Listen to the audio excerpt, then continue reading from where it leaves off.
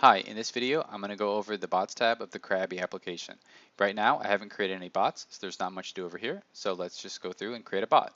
Each bot has a strategy, a base currency, a quote currency, a trade limit, and a strategy configuration.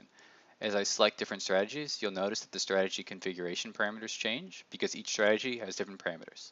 For now, let's just stick with the moving average. If you want to learn more about any particular strategy or parameter, just click the question mark and it will take you to the corresponding section of the documentation page on our website where you can read more. But for now, let's just stick to the application. You also have to select the base currency, which for this version of the application is fixed to BTC. So let's go on to quote. Quote is the other currency that it's going to trade between, and trade limit is the max amount of currency that any bot will hold. It's how much the bot will buy when it receives a buy signal and how much it will sell when it receives a sell signal.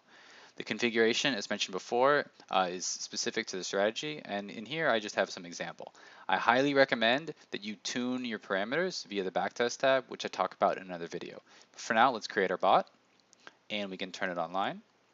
It takes a second for it to turn online because it has to go through and fetch the data, but there it goes.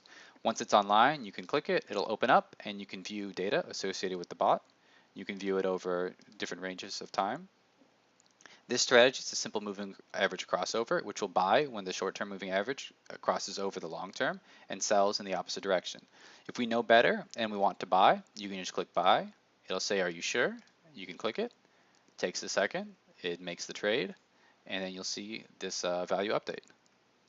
So you'll see you got a notification that it made a buy, and you can see how it's doing. You can look over different amounts of time, and you can see these are the trades that it has made. Similarly, if you want to sell at a different time, you can just click sell. It'll say, are you sure? And then it sells it. And there you go. You do get dots each time it buys and sells, so you can see how you've done on this plot. If you're done with a bot, you can turn it off or delete it. It's also worth mentioning that you can have multiple bots, so let's go through and make a few. So using the same parameters, we'll make a few different bots. And you can turn them all on at the same time. And then as they turn on, you'll be able to view data as they fetch. And there you go. That's all there is to it. Thank you.